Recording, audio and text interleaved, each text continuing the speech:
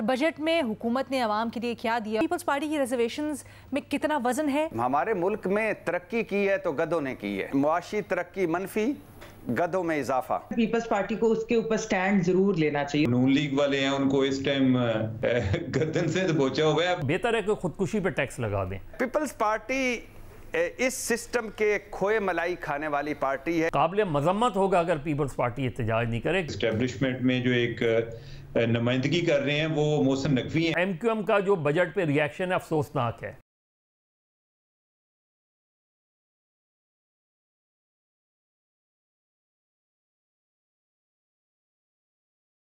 अस्सलाम वालेकुम, मैं हूँ अलीना फ़ारूक शेख। और जहाँ भी बैठें, जहाँ भी सुने, हर तरफ एक ही चीज़ के ऊपर डिस्कशन हो रही है, चाहे वो लाउंज हो, ड्राइंग रूम हो या कोई चाय का ढाबा हो, सब बजट को डिस्कस कर रहे हैं।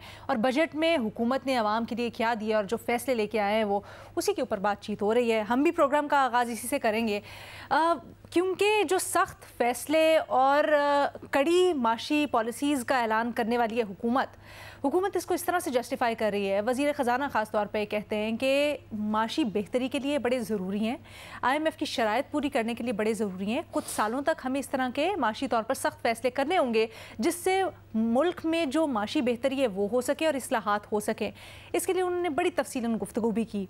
लेकिन जो सारी तजावीज़ पेश की गई हैं हुकूमत की जानिब से, उस पर अपोजिशन तो एहतजाज कर ही रही है। कल हमने असम्बली में भी देखा, उसके बाद आज भी पूरा दिन गाहे गाहे मुख्तलिफ लीडरान पाकिस्तान तहरीक इंसाफ के मुख्तलिफ जमातों के बजट से मुतल्लिक अपनी रिजर्वेशन ज़ाहिर करते रहे। लेकिन हुकूमत के जो इत्तेहादी हैं, जिसमें ख़ास कर पीपल्स पार्टी जो बड़ी एक इत्तेहादी है, वो भी हुकूमत से नाराज़ नज़र आते हैं। कल बजट इजलास में भी पहले तो शरीक ही नहीं हो रहे थे, उसके बाद सिर्फ 4 लोग पीपल्स पार्टी के शरीक हुए, वो भी अलामती तौर पर बड़े लीडरों में से कोई शामिल नहीं हुआ। और आज फिर मुज़ाकराती टीम जो हुकूमत की भी और पीपल्स पार्टी की भी, उनके दरमियान में बैठक हुई, जिसके बाद यूसुफ रज़ा गिलानी साहब ने अपने ख़यालात का इजहार भी किया, वो भी आपने मुलाहिज़ा किया। तो ज़रा ये अपने तज्ज़ियाकारों से पूछते हैं, जो मामला है बजट का, इसके ऊपर पीपल्स पार्टी की रिजर्वेशंस में कितना वज़न है? क्या आसानी से इत्तेहादियों को मना पाएगी हुकूमत, साथ लेकर चल पाएगी, या फिर मामला कुछ खटाई में पड़ सकता है? अपने तज्ज़ियाकारों का तारुफ करवा दूँ जी। आज हमें ज्वाइन कर रहे हैं पैनल पर, मेरे साथ स्टूडियोज़ में मौजूद है मज़हर अब्बास साहब, इरशाद भट्टी साहब, महमद सरफराज साहिबा और उमर चीमा साहब भी हमें ज्वाइन कर रहे हैं।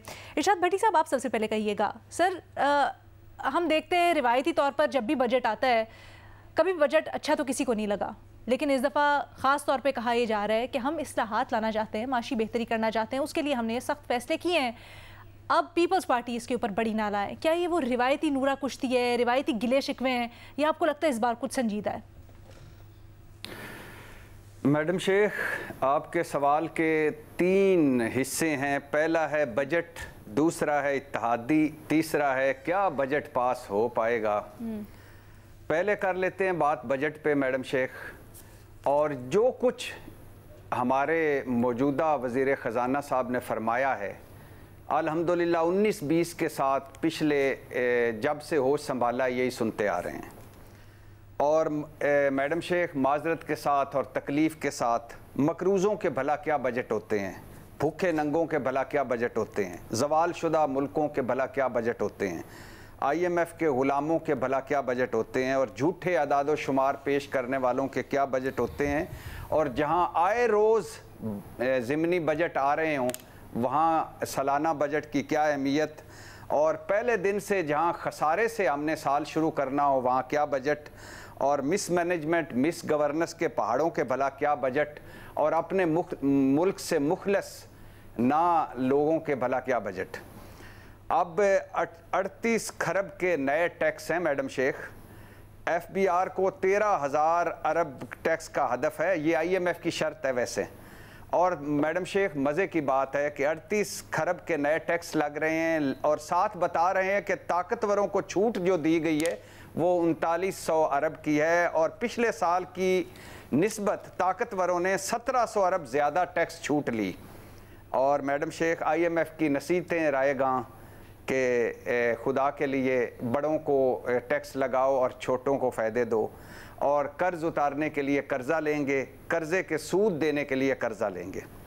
मैडम शेख, ज़रा हुकूमत के प्लान देखें कह रहे हैं कि IMF वाहिद ऑप्शन है, कोई प्लान बी नहीं है। सरकारी इदारों में 1000 अरब का खसारा है, ये हमें हर मरतबा इतला देते हैं, और स्टील मिल स्क्रैप में बिकेगी। और मैडम शेख अब आ जाइए कि इत्तेहादी मैडम शेख, वैसे एक बात मज़े की बड़ी है कि वो तो आपने भी सुनी होगी कि हमारे मुल्क में तरक्की की है तो गधों ने की है। गधों की तादाद में इजाफा होता है, हर साल हुआ है, यानी मुआशी तरक्की मनफी, गधों में इजाफा, सनती तरक्की मनफी, गधों में इजाफा, रुपए की कदर में कमी, गधों में इजाफा, एक्सपोर्ट बड़ी, इंपोर्ट बड़ी, एक्सपोर्ट कम हुई, गधों में इजाफा, महंगाई में इजाफा, गुर्बत में इजाफा, बेरोजगारी में इजाफा और गधों में इजाफा। चलिए मैं आपसे इसकी वजह पूछ लेती हूँ। गधों की पॉपुलैरिटी, गधों की तादाद में इजाफे की वजह क्या आप समझते हैं? मैडम शेख, ये तो इस वजह से ज्यादा इंपॉर्टेंट ये सवाल है कि क्या हम इन गधों से कोई काम ले सकते हैं? अगर इन गधों से कोई काम ले लिया जाए तो मेरे ख्याल से मुआशी तरक्की और ज्यादा अच्छी हो जाए। कोई इस प्लान पे भी सोचें। अच्छा, मुझे ऐसा तासुर था कि शायद गधे काम में रुकावट है। चले खैर, आज हम इत्तेहादियों में आ जाए सर। मैडम शेख, ऐसी बात नहीं है, और आप मेरी तरफ मत देखें जब मैं गधों की बात कर रहा हूँ। मैं इस पे माइंड करूंगा। ना सर, मेरी जरूरत नॉट एट ऑल सर। अब आ जाए मैडम शेख, और अगर आपने ये किया भी है तो ये ज़हन में रहे कि ये ज़हन में रहे कि तादाद में इजाफा हो रहा है। अलीना, जो तुमने बातें की हैं। अब मैडम शेख आ जाए इत्तेहादियों पे, क्या बजट पास हो पाएगा? शेर सुनिए। खूब पर्दा है कि चिलमन से लगे बैठे हैं, खूब पर्दा है कि चिलमन से लगे बैठे हैं, साफ छुपते भी नहीं, सामने आते भी नहीं। पीपल्स पार्टी इस सिस्टम के खोए मलाई खाने वाली पार्टी है, इस सिस्टम की असल बेनिफिशरी है, और इस सिस्टम में सबसे कंफर्टेबल है। हुकूमत में है मगर हुकूमत में नहीं, मतलब ओहदे पास हैं मगर कोई रिस्पॉन्सिबिलिटी नहीं। बड़ा आसानी से बजट पास हो जाएगा। आपने हद के इज्जत बिल देखा मैडम शेख, गवर्नर छुट्टी पे, नैब ऑर्डिनेंस, इलेक्शन एक्ट तरमीमी ऑर्डिनेंस, सदर छुट्टी पे, IMF बजट पर इत्माद में नहीं लिया मगर हल्की ढोलकी पर सब कुछ फ्रेंडली है। मैडम शेख, जब मरहला आएगा, जब ज़रूरत पड़ेगी तो जो अपनी अपनी जेब से कागज़ निकाल कर वो डलवाएंगे, कुछ चीज़ें मनवाएंगे, और बड़ी आसानी से बजट पास हो जाएगा। फिक्र ना करें। और आवाम को बजट से कभी कुछ नहीं मिला, लिहाजा उनको कुछ नहीं मिलना। मतलब ये वही रिवायती जो हर दफा होते हैं इत्तेहादियों के तहफ़्फ़ुज़ात, और ये पीपल्स पार्टी भी वही कर रही है। नूरा कुश्ती, जो भी आप इसको कह लें। महमल, क्या ये सिर्फ आर्म ट्विस्टिंग है या पीपल्स पार्टी जो तहफ़्फ़ुज़ात जाहिर कर रही है और जो उनके मुतालबात हैं उनमें कुछ वजन भी है? देखिए लीना, पहली चीज तो ये है कि पीपल्स पार्टी को इस चीज का अंदाजा है कि ये जो बजट है ये किसी को कोई पॉपुलर तो करने वाला है नहीं, तो इसकी एक पॉलिटिकल कॉस्ट जरूर है, तो उससे एक तरह से वो अपने आप को उस चीज से डिस्टेंस करना चाह रहे हैं। अच्छा, दूसरा जो उनकी, हमने एक दफा पहले भी डिस्कस किया था कि वो चाहते हैं कि जो कमिटमेंट सिंध, फ्लड रिकंस्ट्रक्शन और इस तरह की चीजें कमेटीज के ऊपर, इंडिपेंडेंट बॉडीज में शेयर, वो सारे भी वो चाहते हैं कि हुकूमत उनको फुलफिल करे जो उनसे जो वादे किए गए थे। फिर अभी आपने जो गिलानी साहब जो बात कर रहे थे, जो आपने उनका शॉर्ट सुनाया कि पॉलिटिकल स्पेस चाहिए पंजाब में, तो बेसिकली वो ये है कि पीपल्स पार्टी के साथ कंसल्ट करें, खासतौर पे जो एडमिनिस्ट्रेटिव अपॉइंटमेंट्स होती हैं, कोई DC हो गया, DP हो गया, इस तरह की जो चीजें हैं, तो इसके ऊपर कंसल्ट करें। अच्छा, एक चीज जो मैं वैसे आई होप कि पीपल्स पार्टी उसके ऊपर जो स्टैंड ले, जो बजट के ऊपर ये सारी इस वक्त बातचीत चल रही है कि किस तरह की कौन सी चीजें सही है, कौन सी नहीं है, तो मेरे ख्याल में जो सैलरीड क्लास है, जो सैलरीड क्लास के ऊपर टैक्सेस का बोझ डाला गया है इस बजट के अंदर, मेरे ख्याल में पीपल्स पार्टी को उसके ऊपर स्टैंड जरूर लेना चाहिए और उसके ऊपर निगोशिएट करना चाहिए। ये बात ठीक है कि ये बजट जो है ये इसलिए इस तरीके का एक जो सारा सख्त किस्म का था कि जी बजट में इकदाम करने थे ताकि IMF जो है वो इसके ऊपर राजी हो जाए और हम IMF के प्रोग्राम में चले जाएं, लेकिन उसका ये मतलब नहीं था कि इस तरीके से सैलरीड क्लास के ऊपर, जिसके ऊपर ऑलरेडी बहुत बोझ है लीना, वो मजीद डाला जाए। आप ये देखें, ये तो जियो के ऊपर मुझे पूरी एक कैंपेन भी चली थी जो मईशत के ऊपर है कि मुल्क बचाना है, तो उसके अंदर जो आप अगर स्टैंड स्टैट्स देखे वो बड़े हॉरिफाइंग है कि सैलरीड क्लास जो है वो 300 अरब का टैक्स देती है तकरीबन। रिटेलर्स, होलसेलर्स, सुपर स्टोर्स जो है जो बड़े बड़े पूरे मुल्क के अंदर वो देते हैं 71 अरब, 71 अरब। अच्छा, रियल एस्टेट जो जीडीपी का 6% हिस्सा है वो 0.3% से भी कम टैक्स देता है। एग्रीकल्चर जो है वो 0.2% तक टैक्स देता है। अब आप मुझे बताएं कि आप सैलरीड क्लास के ऊपर ही मजीद आप टैक्स लगा रहे हैं।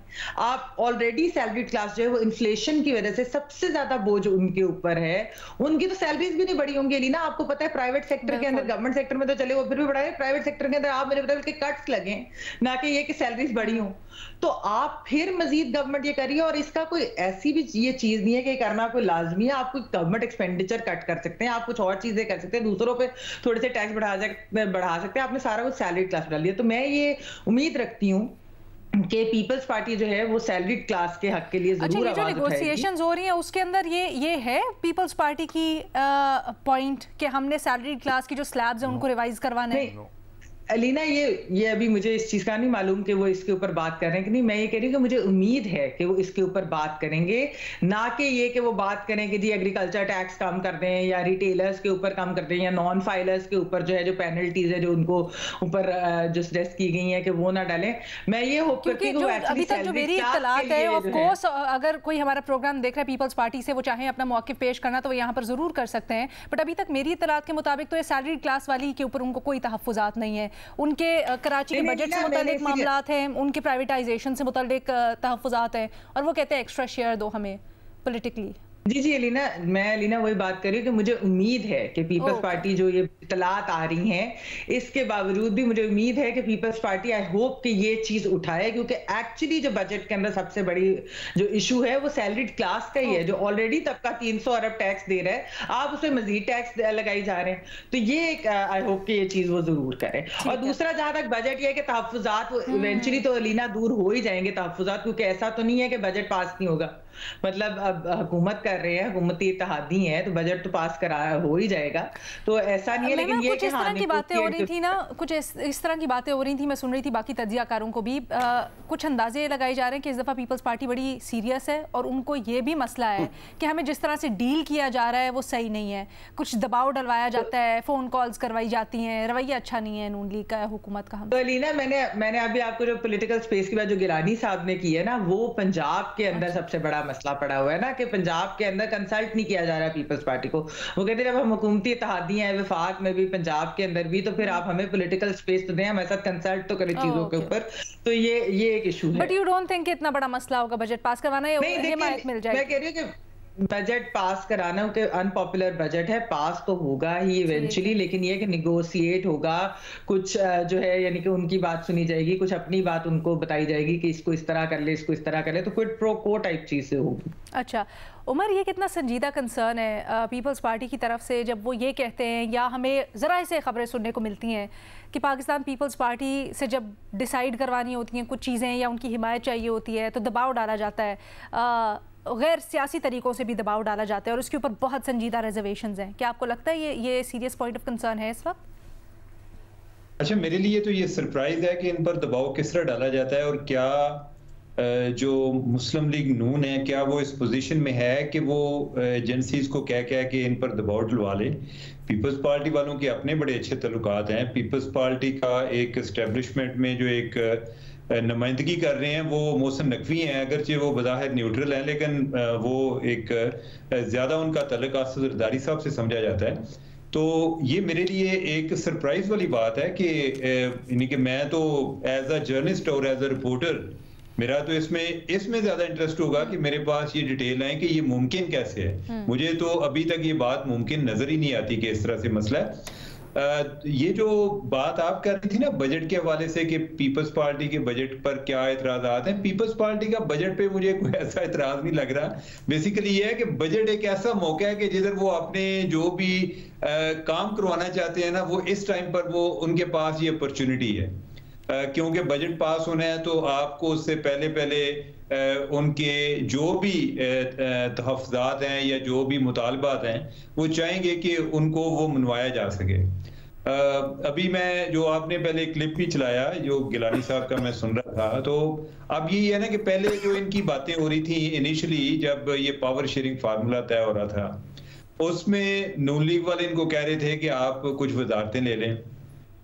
फिर यह है कि उस पर भी इतराज था, इन्हें ये था जी कि वजारतें कौन सी मिलेंगी, कोई हमारे पास कोई की पोजीशन आएगी या नहीं आएगी, या फिर यह है कि हुकूमत पता नहीं किस अंदाज में चलनी है, तो ये ना हो कि हम दरमियान में अपना मुंह काला करें, तो बेहतर है कि हम जो है आईनी ओहदे ले लेते हैं। अब इन्होंने आईनी ओहदे भी ले लिए हैं, आईनी ओहदे भी ले लिए हैं, और अब जो है वो मजीद पावर शेयरिंग की बात कर रहे हैं। मैंने कोशिश की है, वैसे ये आपके प्रोग्राम से पहले मेरी किसी से बात नहीं हो पाई, लेकिन ये है कि इनके अभी क्या मुतालबात हैं, तो लेकिन बजट के हवाले से मुझे मुतालबात इनके कम लग रहे हैं, या उन्हें सैलरी क्लास से कोई इतना ज्यादा कोई उनका कंसर्न नहीं होगा। ज्यादा उनका ये होगा कि वो अपनी पोजीशन जो एक हुकूमत में कितनी ज्यादा प्रोटेक्ट कर सकते हैं, उसी के हवाले से जो भी उनके मामलात होंगे। और आपको लगता है सेटल डाउन हो जाएंगे आसानी से?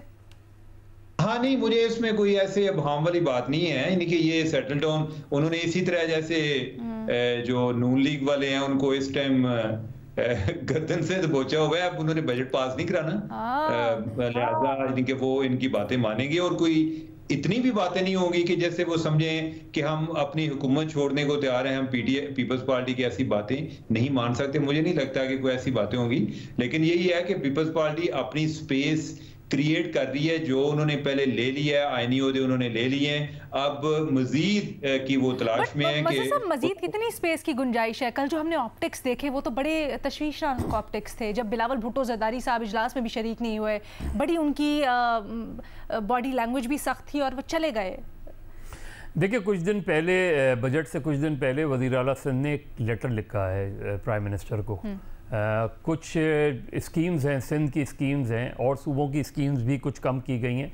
जो सिंध की स्कीम्स कम की गई हैं उसके हवाले से उनकी रिजर्वेशंस हैं कि इन स्कीम्स को ना निकाला जाए उससे, और दूसरा ये कि फ़ंड्स के हवाले से भी वो थे। तो जो चीफ़ मिनिस्टर ने लेटर लिखा प्राइम मिनिस्टर को चंद दिन पहले, वो शायद उस चीज़ को उस तरह एड्रेस नहीं किया गया, और उन स्कीम्स को रिवाइव करने की बात है जो बातचीत हुई है, और जो सिंध की जो ग्रांट कम हुई है और सूबों की भी हुई है, लेकिन सिंध का मौक़िफ़ ये है कि उनकी ग्रांट ज़्यादा कम हुई है। तो ये बेसिक जो उसका जो जिस्ट है वो ये है इसका। जहाँ तक बजट के पास होने का, देखिए बजट का पास होना मसला नहीं है, पीपल्स पार्टी रहे या बॉयकॉट करे, असल चीज़ मनी बिल होता है, और मनी बिल अगर नहीं पास हो पाए तो गवर्नमेंट कोलैप्स कर जाती है। सही बात। तो उस स्टेज पर तो मुझे नहीं लगता। दूसरी ये कि जो वफाकी वज़ीर ख़जाना ने जैसे K4 की खतीर रकम खर्च की है, तो सवाल ये है कि K4 आप हर बजट में K4 की जो है वो खतीर रकम खर्च होती है, और K4 का मंसूबा मज़ीद सालों आगे बढ़ जाता है। किसी को अकाउंटेबल आज तक किया गया है कि ये मंसूबा अपने वक्त पर क्यों नहीं कंप्लीट होता, क्यों हर स्कीम में सालों लग जाते हैं। ये आप ग्रीन लाइन ले लें, सालों से चली आ रही है, ग्रीन लाइन चली आ रही है, कंप्लीट होकर नाम ही नहीं देती। कराची की, अब कराची पैकेज का भी उन्होंने, मुझे नहीं पता, हर हुकूमत आके कराची पैकेज का ऐलान करती है, वो पैकेज कहीं ग्राउंड पे नज़र नहीं आता। तो मुझे नहीं पता कि ये जो दोनों चीज़ें हैं इसकी कोई अकाउंटेबिलिटी भी है कि क्यों नहीं कंप्लीट हुई, कौन रिस्पॉन्सिबल है इसका। इतनी हर मरतबा बजट इतना इन स्कीम्स पर इतना बढ़ा दिया जाता है। तो पहली जहाँ तक उसका देखिए, जहाँ तक सैलरी क्लास का ताल्लुक है, सैलरी क्लास के लिए खुदकुशी है ये। यानी जो सूरत हाल समझ में नहीं आता कि अशराफिया के लिए बिल्कुल क्लीन चिट है, और सैलरी क्लास को आपने, उसका मतलब क्या हुआ, उसके टैक्स में जो इजाफा किया आपने, मतलब ये कि आपने उसकी सैलरी को कम कर दिया। उसको जो सूरत हाल बनी है सैलरी क्लास की, सबसे ज़्यादा पिसी हुई क्लास है, और आप मज़ीद उसको जो है ख़ुदकुशी की तरफ, तो बेहतर है कि ख़ुदकुशी पे टैक्स लगा दें। हो सकता है कि लोग कुछ ख़ुदकुशी ना करें, वरना आप ले सूरत हाल को उसी तरफ जा रहे हैं। ये जो सूरत हाल है ये बहुत खौफनाक है, और ताज्जुब होगा अगर पीपल्स पार्टी इस पर एहतजाज नहीं करे, अफसोस होगा अगर पीपल्स पार्टी एहतजाज नहीं करे। काबिल मजम्मत होगा अगर पीपल्स पार्टी एहतजाज नहीं करे, क्योंकि वो बात करती है मिडिल क्लास की, और अगर वो इस पर खामोश रहते हैं और सिर्फ जो उनकी स्कीम्स हैं वो अप्रूव्ड हो जाएं उस पर रहते हैं। एमक्यूएम का जो बजट पे रिएक्शन है अफसोसनाक है। एमक्यूएम ने सैलरी क्लास का उस तरह जिक्र ही नहीं किया। यानी जो लोग अपने आप को मिडिल क्लास की पार्टीज कहते हैं, ये तो डायरेक्टली हिट किया है मिडिल क्लास को इस चीज़ ने। तो मेरा ख्याल है इसको कम से कम वापस लेना चाहिए। और ये जो सूरत हाल है, ये बहुत, अगर ये इम्प्लीमेंट होती है, इन्फोर्स होती है, तो सैलरी क्लास मर जाएगी। ये जो सूरत हाल है ये नाकाबिले कबूल है इस चीज़ को, और इस पर जितना भी एहतजाज किया जाए वो कम होगा। सर मिडिल क्लास तो आपका ख़त्म ही हो जाएगा ना फिर उसके बाद। हालांकि आज जस्टिफाई कर रहे थे इसको औरंगजेब साहब ये कहकर कि हमने जो ज़्यादा कमाने वाले लोग हैं उनके ऊपर ज़्यादा टैक्स लगाया है, बट ये आपकी असेंबली में कितने सैलरी क्लास के लोग बैठते हैं, पहले ये बता दें जरूरत है असेंबली में। हम इसके सियासी पहलू की बात करें, भट्टी साहब कुछ ऐड करना चाहते थे जिस दौरान आप कुछ बोल रहे थे। भट्टी साहब प्लीज़ मुख्तसर रखिएगा, मुझे ब्रेक लेनी है। जी मैडम शेख, एक तो बात यह है कि ये मज़हर भाई बिल्कुल ठीक कह रहे हैं। अब तो सैलरी क्लास वाले क्या करें जो हालात उनके चल रहे हैं। दूसरी बात यह है कि केपी के 91 मनसूबे यानी 91 मनसूबे ख़त्म कर दिए गए हैं। अब मुझे समझ नहीं आता कि ये इसका क्या मयार था। और तीसरी बात यह है कि 5 साल से कम उम्र 34% बच्चे ग़िज़ाई किल्लत का शिकार हैं, 41% ख़वातीन खून की कमी का शिकार हैं, और जो सबसे डेंजरस है कि बलूचिस्तान के 47% बच्चे, सिंध के 44%, केपी के 32%, पंजाब के 24% बच्चे स्कूलों से बाहर हैं। और आप तालीम का बजट देख लें, सेहत का बजट देख लें, और इनके माफियाज को छूट देख लें, बड़ों को छूट देख लें। सर तालीम और सेहत से मुतालिक आपके रिजर्वेशंस बिल्कुल दुरुस्त है, लेकिन आपने भी अभी ये सवाल उठाया कि केपी के इतने मंसूबे हैं जो कि उनके फंड्स नहीं दिए जा रहे। फिर मज़हर साहब ने भी कहा कि सिंध के जो तहफ़्फ़ुज़ात है अपने मंसूबों से मुतालिक प्रोविंशियल। आज वज़ीर ख़जाना साहब ने पोस्ट बजट प्रेस कॉन्फ्रेंस में इसको कुछ इस तरह से जस्टिफाई करने की कोशिश की है, कहकर कि जी हम लोगों ने जो ऐसे ओवरलैपिंग महकमे थे या ऐसे मंसूबे थे ओवरलैपिंग जो 18th अमेंडमेंट के बाद 18वीं तरमीम के बाद सूबे के मंसूबे या सूबे के काम हैं, लेकिन उनका बर्डन वफाक ने उठाया हुआ था, वो हम लोगों ने अब ज़रा निकालें और उन मामलात को सॉर्ट थ्रू किया है, सिव थ्रू किया है।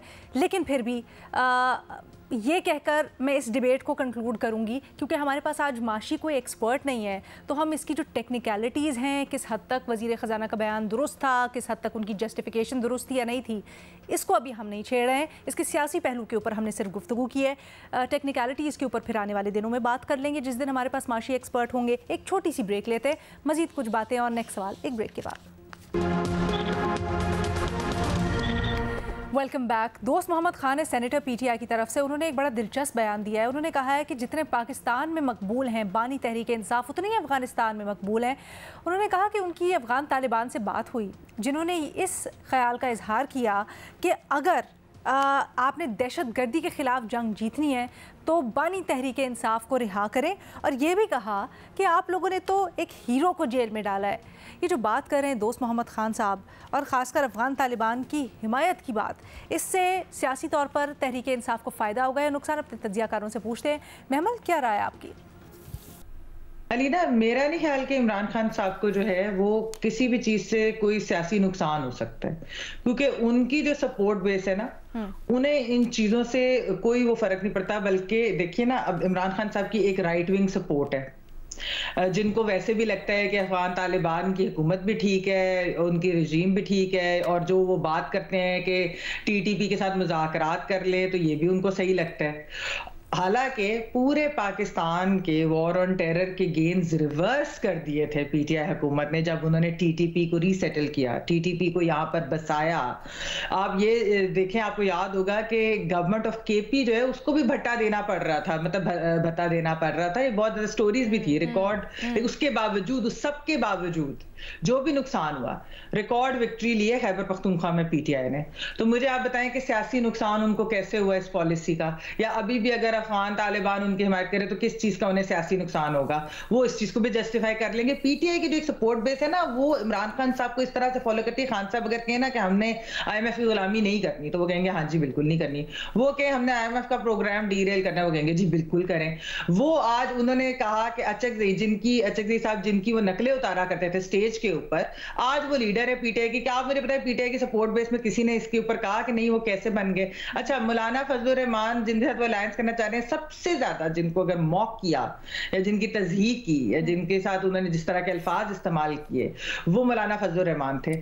आप मुझे बताएं कि क्या आज पीटीआई का कोई सपोर्टर किसी एक ने भी ये सवाल किया कि हम मौलाना फजलुर रहमान के साथ जो है वो हम अलायंस क्यों करें? अलीना, एक तो हमें इस बात का पता चला कि हमारे हमसाए में कोई ऐसा मुल्क है कि जहाँ की हुकूमत इमरान खान को पसंद करती है। चाइना के हवाले से कोई पॉजिटिव वाइब नहीं आ रही होती, कोई इंडिया के हवाले से वो फ़ोन नहीं अटेंड करते, या जो हमारे दोस्त ममालिक हैं जो सऊदी अरब पर हैं उनके साथ भी मामला ठीक नहीं थे। तो मैं तो फर्स्ट टाइम ये बात सुन रहा हूँ कि इमरान खान के बारे में कोई और हुकूमत एक अच्छी राय रखती है, तो ये एक पॉजिटिव चीज़ है। दूसरी बात यह है कि मेरे ख्याल के एक तो जो अफगान मुहाजिरीन वाला इशू चला, तो इमरान खान जब थे वादे की हद तक तो उनका कोई वादा था कि इनके लिए कोई ऐसा निज़ाम कायम किया जाए कि उनको इस सोसाइटी में इंटेग्रेट किया जाए, जो कि उन्होंने कुछ नहीं किया उस हवाले से। लेकिन ऐन मुमकिन है कि उधर जो लोग हैं उनके ज़हन में हो जी कि अगर इमरान खान होता तो शायद उनकी बेदखली ना होती, और ऐसे टाइम पर कि अभी दोबारा यानी कि एक दूसरा फेज भी शुरू होने वाला है, यानी कि जो एक अफगान मुहाजिरीन के इन हलाक के हवाले से एक दूसरा फेज भी शुरू होने वाला है, तो ये भी फैक्टर है। तीसरा ये है कि जो अभी एस्टेब्लिशमेंट की पॉलिसी है वो अफगानिस्तान के हवाले से एक टिट फॉर टैट वाली है कि जो ही कोई उधर से कोई हरकत होती है तो ये जवाब भी देते हैं। तो इस लिहाज से ये फ्लेक्सिबिलिटी भी नहीं है, एक बड़ा अनईजी किस्म का काम है। बाय द वे, जो हमारी पुरानी एस्टेब्लिशमेंट थी जब वो इमरान खान की मोहब्बत में बहुत ज़्यादा मुब्तला थी, उस टाइम उनकी एक ख्वाहिश थी, और ये मैं जो बात कर रहा हूँ ना, बेसिकली उन्होंने किसी से उसका इजहार किया था, एक बड़ी एक कलीदी ओहदे पे फाइज शख्स जो है ना, वो कहते थे कि यार कभी हमें अफगानिस्तान में भी कोई इमरान खान जैसा लीडर मिल जाए। तो ये मेरे लेके शायद हाँ ये बात है, यानी कि मैं आपको कोई एक बड़ी सीनियर पोजीशन पे थे, उन्होंने किसी को ये कहा था, उन्होंने कहा कि हमें कोई अगर ऐसा हो ना कि अफगानिस्तान में भी इमरान खान जैसा लीडर मिल जाए। इमरान खान अभी गवर्नमेंट में नहीं आए थे, उस टाइम की बात है, तो लिहाजा एक तो इधर भी ख्वाहिश थी, हो सकता है कि अब जो तालिबान है वो भी इस चीज़ का इंतजार कर रहे हो कि उधर भी एक मुस्लिम उम्मा के लीडर की जरूरत हो सकती है। जहां तक दहशतगर्दी की बात है, आप इसके स्टैटिस्टिक्स निकाल के देख लें कि क्या इमरान खान के दौर में दहशतगर्दी कम हुई है या खबरें आना कम हुई है। हमारे यहाँ ये भी है ना, हमारे यहाँ जो बहरान चलते हैं उनका हल यही होता है कि एक और बहरान की तरफ तवज्जो चली जाए, लोग पिछले का भूल जाए। आम आदमी ये समझता है जी कि ये शायद जानबूझकर क्रिएट किया गया था, देखें जी अभी तो उसकी खबर ही नहीं आती। खबर ना आना इस चीज की अलामत नहीं है कि बहरान खत्म हो गया है। तो उधर भी जो एक ओवरऑल केपी में और बलूचिस्तान में सूरत दिन ब दिन खराब हुई, वो इमरान खान के टाइम पर शुरू हो चुकी थी, और उसी टाइम ये बातें जो एक जनरल फैज पर भी तनकीद शुरू हो गई थी कि आप उधर से तालिबान को लेकर आए हैं और ये क्या इधर मामला शुरू हो गए हैं, तो ये तो बातें उस टाइम की थी। इवन जो लॉ इन्फोर्समेंट एजेंसीज पर हैं, उन पर जो अटैक हैं, ये जो तालिबान की नई स्ट्रेटजी है, पहले वो एक सिविलियन पॉपुलेशन को टारगेट करते थे, जो उनकी नई स्ट्रेटजी है वो अब लॉ इन्फोर्समेंट एजेंसी को करते थे। ये भी इमरान खान के टाइम पर शुरू हो चुकी थी। तो या तो ये जो सेनेटर साहब हैं ये हमें बता दें कि उधर केपी में, बाकी जगहों को तो छोड़ दें, केपी की बात कर लें कि क्या उधर दहशतगर्दी खत्म हो गई थी या इनके जो अपने बंदे हैं क्या उन्होंने बता देना छोड़ दिया था।